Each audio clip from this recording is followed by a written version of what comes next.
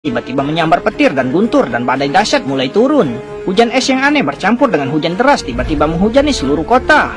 Badai es itu tampaknya merupakan wabah ketujuh yang dikirim ke Mesir. Setelah memadamkan secercah harapan terakhir bagi warga sipil, Fir'aun mendongak ke arah badai aneh yang telah meletus menjerumuskan Mesir ke dalam kehancuran total. Namun bencana ini sepertinya tidak ada henti-hentinya. Ini mengisyaratkan yang ke-8. Bencana tiba seperti yang dipikirkan keesokan paginya. Hari itu kawanan belalang berhamburan di langit memaksa penduduk meninggalkan tanaman mereka dan mengungsi dari ladang.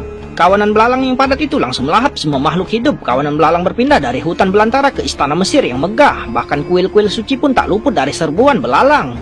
Perkiraan awal menunjukkan bahwa lebih dari ratusan meter persegi tanaman hancur total. Sang tetua berharap panen yang lebih baik, memohon kepada Fir'aun untuk membuka lumbung dan membagikan gandum. Namun Fir'aun yang egois itu dengan tegas menolak tawaran yang tidak menguntungkan ini. Mendengar hal ini, orang-orang yang kelaparan pun mengamuk. Mereka membongkar gudang dan dengan panik mulai menjarah gandum. Di tengah kekacauan itu, seorang secara tidak sengaja membakar gandum, membakar mereka yang tidak bisa melarikan diri dan menyebabkan mereka menjerit kesakitan. Mereka yang berhasil melarikan diri bernasib sama buruknya. Begitu mereka keluar dari gerbang gudang, mereka dikepung oleh pasukan penjaga yang bersenjata lengkap. Setelah hujan anak panah, para penjaga yang kejam tetap maju untuk memanfaatkan kesempatan itu. Namun bencana lebih mengerikan pun terjadi. Saat petir menyambar dari langit, para pengawal Fir'aun langsung terperangkap. Lihat orang-orang tak bersalah tersangkut, Musa berdoa kepada Sang Maha Kuasa agar bencana itu segera berakhir.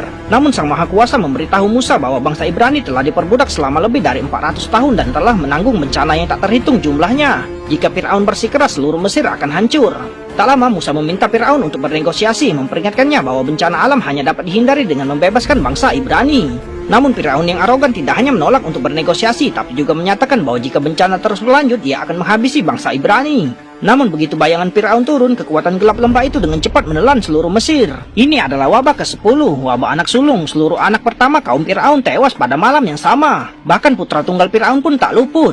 Pada titik ini, Fir'aun akhirnya menyadari ketidaktahuan dan kenaipannya, tapi sudah terlambat. Seluruh Mesir bergema dengan penderitaan memilukan. Keesokan paginya, Fir'aun memimpin pengawalnya menghadap Musa dan melimpahkan semua kesalahan padanya. Namun Musa memberitahunya bahwa anak-anak orang Ibrani telah aman dan sehat pada malam sebelumnya.